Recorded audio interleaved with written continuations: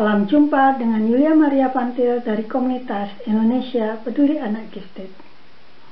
Selamat bertemu dalam video edukasi tentang anak gifted. Video ini kami persembahkan untuk para orang tua anak gifted Indonesia atau siapa saja yang memang mempunyai perhatian terhadap anak gifted. Video ini adalah tayangan kelima dari 5 bagian dengan tema kenali anak gifted. Sedangkan video-video selanjutnya kami akan membuatkan sebuah tema baru, yaitu tentang karakteristik dan perkembangan sosial emosional pada anak gifted. Karena itu, tetaplah bersama kami dengan cara like, share, and subscribe agar Anda tidak ketinggalan dengan video-video berikutnya.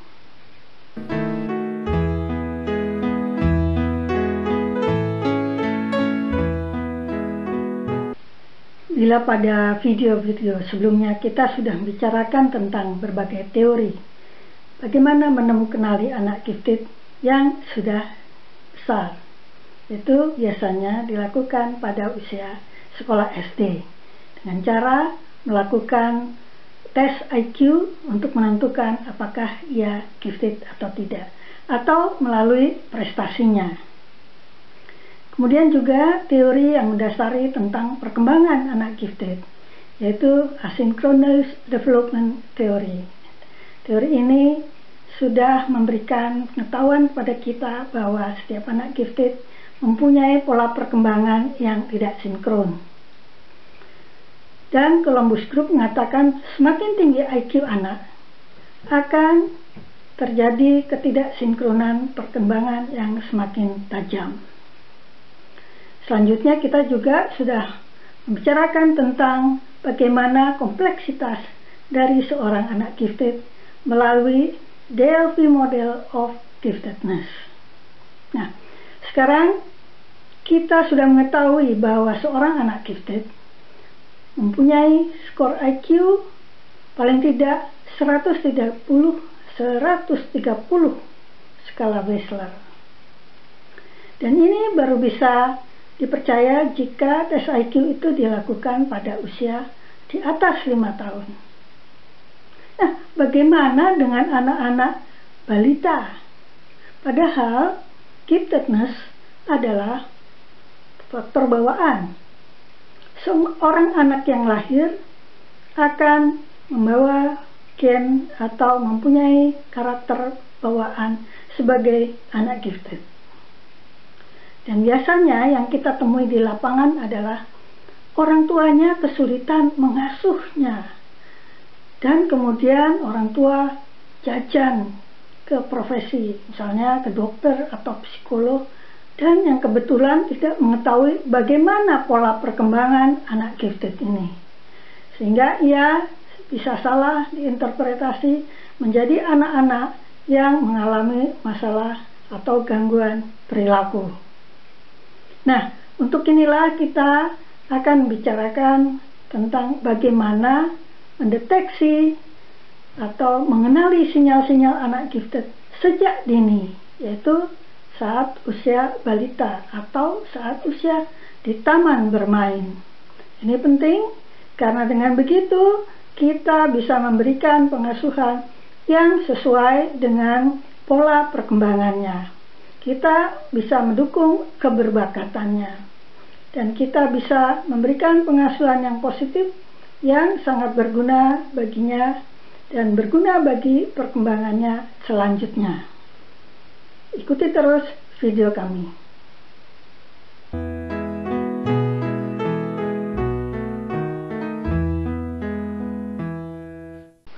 Tetapi masalahnya seorang anak gifted adalah seorang anak yang membawa potensi bawaan. Dan potensi ini tidak hanya pada inteligensinya saja, dan sudah muncul sejak anak ini balita. Sehingga jika kita menunggu tes IQ, maka anak-anak ini bisa jadi sudah salah arah. Karena itu harus dikenali sejak sedini-dininya. Apalagi seorang anak gifted adalah seorang anak yang sangat kompleks, sebagaimana yang digambarkan dalam Delphi Model of Giftedness dari Mount Van Til. Mereka adalah anak-anak yang sangat cerdas, otonom, sangat kreatif, sangat cepat dalam bereaksi, kaya akan ide-ide, dan mempunyai ketajaman observasi yang sangat tinggi. Dan dia juga seorang anak yang sangat sensitif. Di samping itu, terutama pada anak-anak gifted tinggi, pola perkembangannya mengalami ketidaksinkronan perkembangan, sehingga seringkali ia luput dari pendeteksian karena pola perkembangannya mirip-mirip dengan berbagai macam gangguan emosi dan perilaku. Saat balita umumnya menyebabkan rasa lelah yang mengasuhnya, karena ia begitu banyak gerak dan selalu eksplorasi. Karena itu, pendeteksian harus dilakukan secara kuantitatif, yang artinya dengan pengukuran. Dan juga yang lebih penting adalah saat anak masih balita adalah dengan cara kualitatif, yaitu melalui pengamatan. Jadi bisa dua cara. Pertama adalah pada saat masih balita menggunakan kualitatif, yaitu pengamatan, dan kedua dengan menggunakan pengukuran pada anak usia di atas 5 tahun. Dalam pengamatan inilah diperlukan kejelian orang tua dan guru dalam membaca gejala-gejala yang ada. Apabila Anda sudah menemukan gejala-gejalanya dan Anda melihat berbagai karakteristik yang sesuai dengan anak-anak gifted, maka Anda bisa menghubungi psikolog yang memang ahli dalam hal anak-anak gifted. Kapan kita bisa mulai mengetahui bahwa anak kita gifted? Pertanyaan ini seringkali dilontarkan oleh para orang tua di dalam forum-forum diskusi maupun tatap muka. Hingga kini kita masih belum bisa mengetahui bahwa anak yang lahir adalah seorang anak gifted, karena belum ada tanda-tanda atau sinyal-sinyal yang dikeluarkan dari seorang bayi. Jika kita mendapatkan sebuah daftar tentang bagaimana sinyal-sinyal anak gifted sejak lahir, maka ini didapatkan dari menelusuri kembali atau menanyakan kepada orang tua yang anaknya gifted apa saja yang sudah dialami pada anaknya dan bagaimana pengalaman orang tuanya. Daftar ini kemudian dibuat untuk menjadi pegangan para orang tua, guru maupun pihak profesi yang memang tugas untuk mendeteksi anak gifted.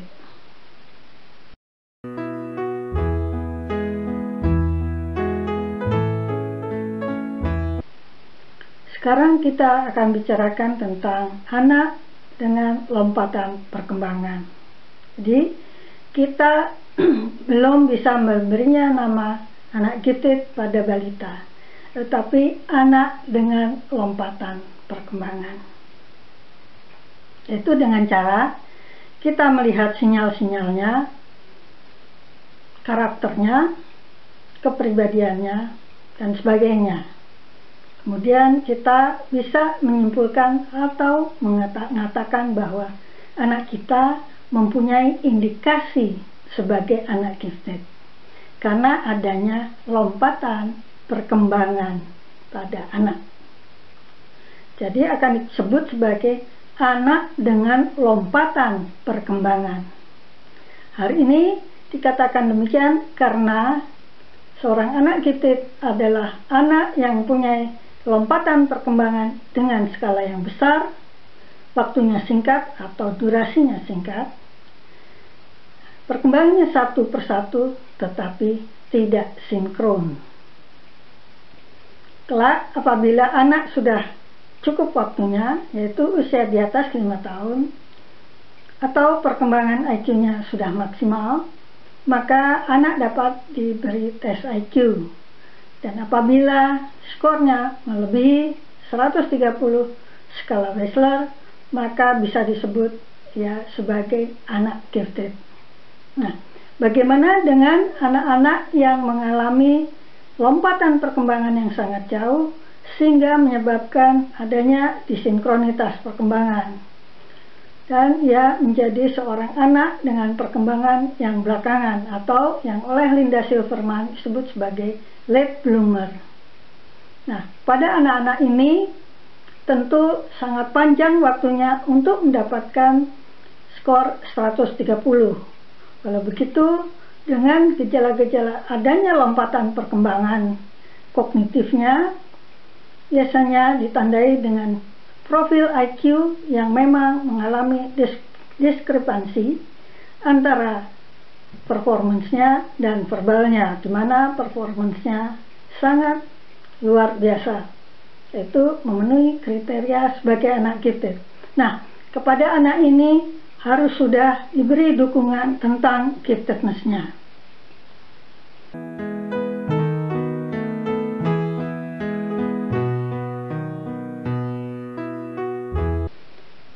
Saat balita kita hanya dapat melihat jika anak sudah menunjukkan adanya lompatan perkembangan inteligensi, menunjukkan adanya kreativitas yang tinggi, dan mempunyai kepribadian tangguh sebagai anak gifted. Dan ia juga mempunyai rasa ingin tahu yang sangat besar.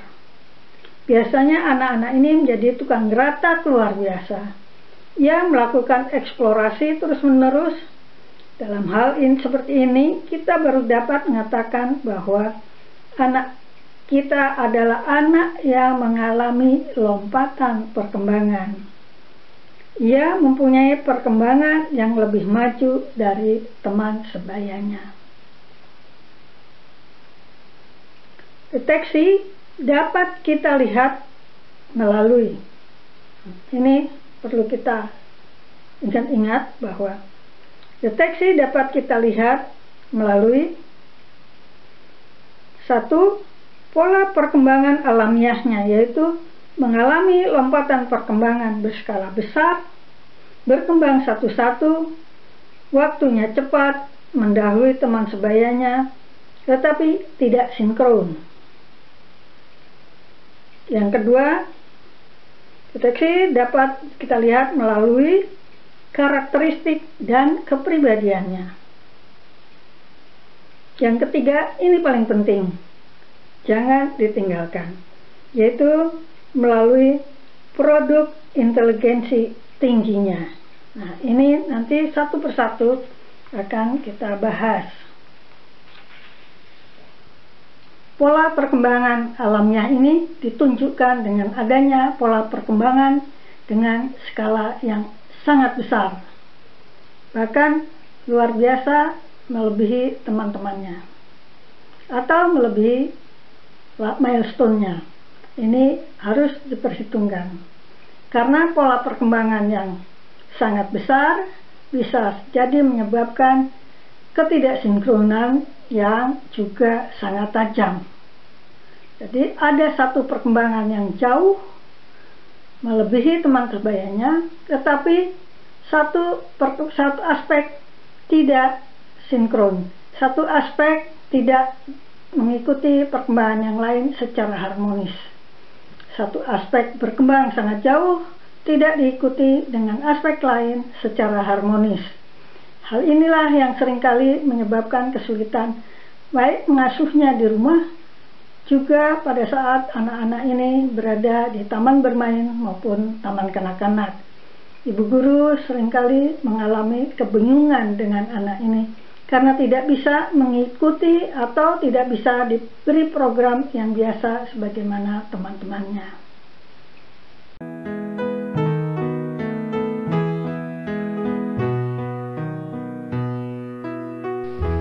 Gejala-gejala lompatan perkembangan ini bila ada tanda-tanda sebagai berikut. Daftar ini saya ambil dari yang dijelaskan oleh Stichting Plato tahun 2002. Stiting Plato atau Yayasan Plato adalah sebuah yayasan yang bergerak dalam advokasi anak-anak Belanda, anak-anak gifted di Belanda. Ya, Stiting ini berisi para ahli gifted di Belanda, baik psikolog maupun ortopedago. Gejala-gejala itu sebagai berikut. Yang pertama, kita perlu melihat perkembangan fisik dan komunikasinya bagaimana. Yaitu, ia lahir dengan Apgar skor yang tinggi, yaitu antara skor 8 hingga 10 pada menit-menit 5 sampai 10 menit pertama usia saat baru dilahirkan.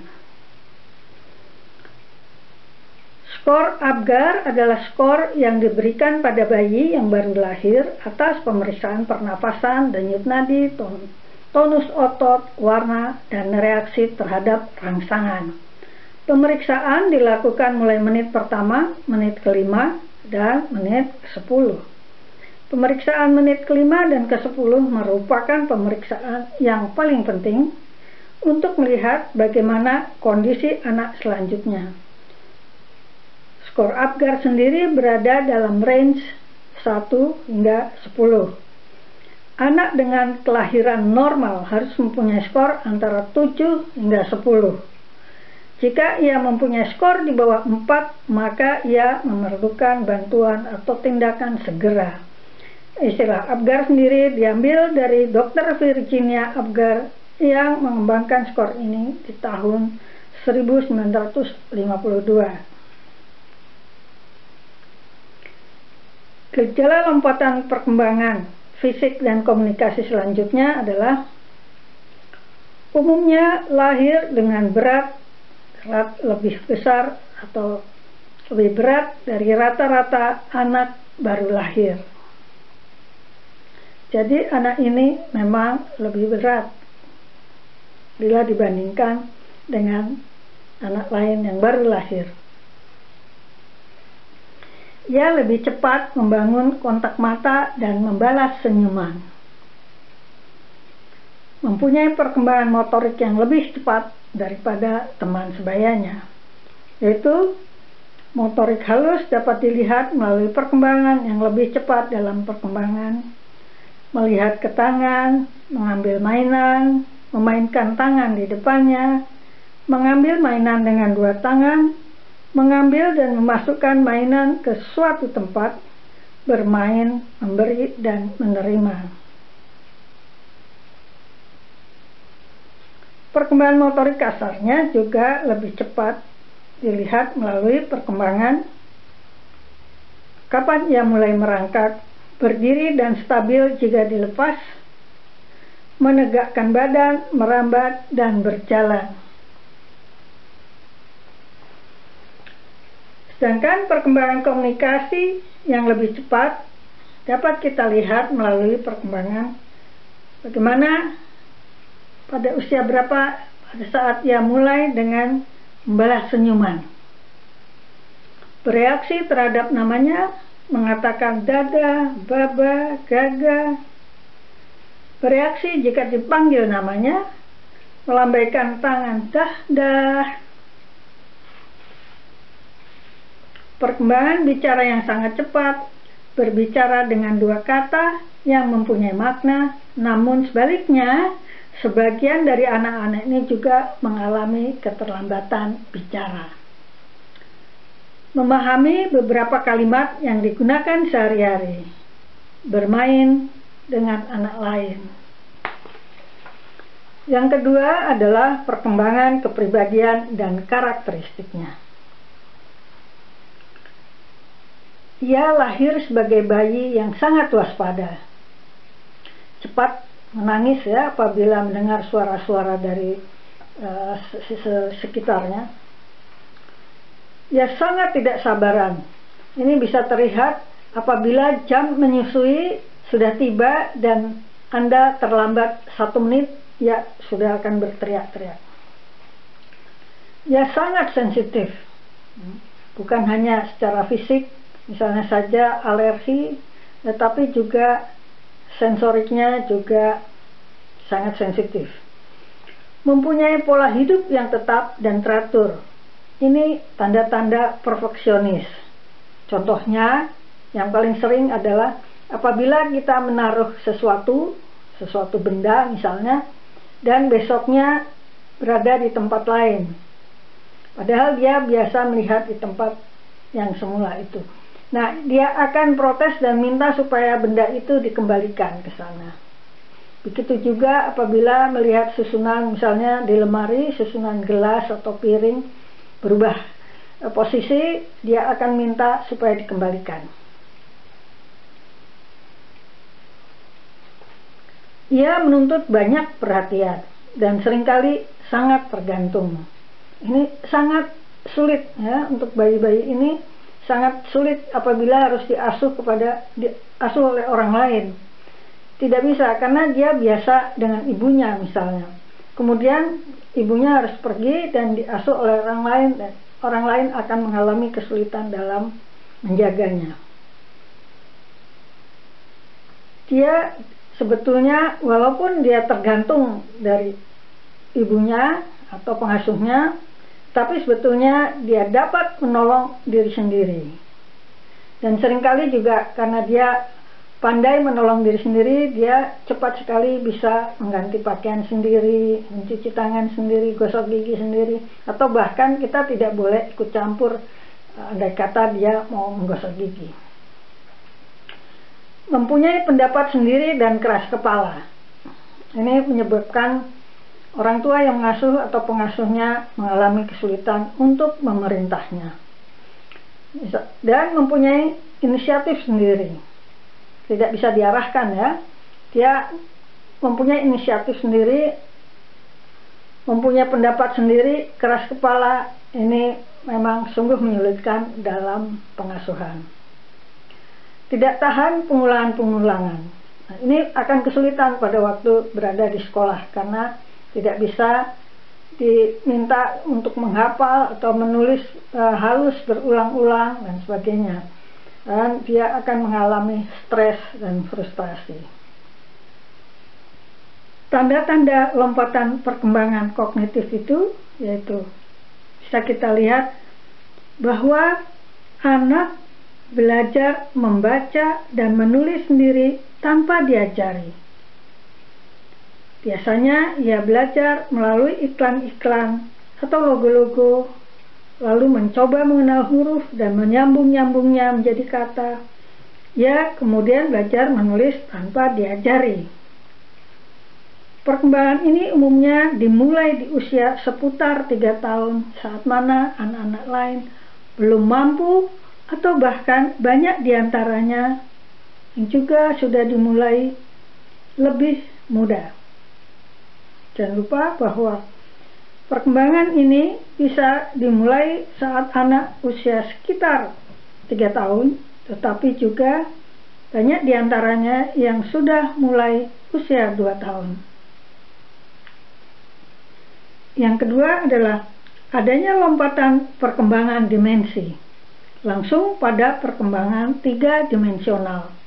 Ini bisa kita lihat dari bagaimana permainannya, yaitu menyusun bangunan 3 dimensional, sementara anak-anak lain belum bisa. Misalnya saja membuat bangunan dari kayu-kayu, potongan-potongan kayu yang disusun menjadi rumah-rumahan, atau membuat jembatan layang dari alat main Lego, atau menggambar 3 dimensional. Tidak semua anak akan menunjukkan melalui menggambar, tapi banyak diantaranya juga menunjukkannya melalui menggambar. Ia akan langsung menggambar 3 dimensional, bukan sekuensial, tetapi simultan, langsung membuat siapa yang dilihatnya. Misalnya wajah ibunya, dia akan membuat wajah seorang ibu. Yang ketiga adalah menyukai permainan dengan pemecahan masalah. Ini sangat penting bahwa pemecahan masalah adalah salah satu kekuatan dari anak gifted. Jadi seperti misalnya ia senang bermain labirin dan catur. Banyak anak usia 3 tahun, 4 tahun sudah pandai bermain catur. Nomor 4, dan ia sangat paham akan konsep sebab akibat. Misalnya saja, ia lihat di luar sudah mulai gelap, ada awan hitam di langit. Ia mengerti bahwa itu akan hujan, dan ia segera mencari payung, memberikan pada ibunya bahwa akan hujan. Ini sebagai tanda-tanda bahwa ia memahami konsep sebab akibat. Nah, itulah tadi tanda-tanda atau gejala yang bisa kita amati dari seorang anak gifted muda, yaitu saat mana ia masih berusia balita yang belum bisa dilakukan tes IQ. Biasanya orang tua datang mencari psikolog atau kepada dokter bukan karena anak itu pandai. Kalau anak itu pandai biasanya dianggap sebagai anak biasa saja, sehingga ia tidak menyadari bahwa anak itu adalah anak gifted. Tetapi umumnya yang mencari psikolog atau mencari bantuan atau ke dokter karena ia mengalami kesulitan mengasuhnya. Anaknya sering marah, sering agresif, atau tidak mau bermain dengan temannya. Di sekolah, ia tidak bisa mengikuti program. Dia tidak mau menggambar karena jijik. Dengan cat air, dia tidak mau mengelem, tidak mau membuat prakarya, dan juga tidak bermain dengan temannya, tetapi dia memilih main sendiri dengan permainan yang sangat asyik baginya, misalnya saja bermain air hingga berjam-jam, dan tidak tertarik untuk bermain dengan teman-temannya. Biasanya ia akan berada di satu sudut yang menurutnya mengasihkan. Nah, itulah tadi tanda-tanda, semoga Anda bisa mendapatkannya dan segera menghubungi psikolog ahli gifted. Video-video selanjutnya kita akan membicarakan dengan tema baru, yaitu karakteristik dan perkembangan sosial emosional anak gifted. Karena itu tetaplah bersama kami dan jangan lupa like, share, and subscribe agar Anda tetap mengikuti video-video berikutnya.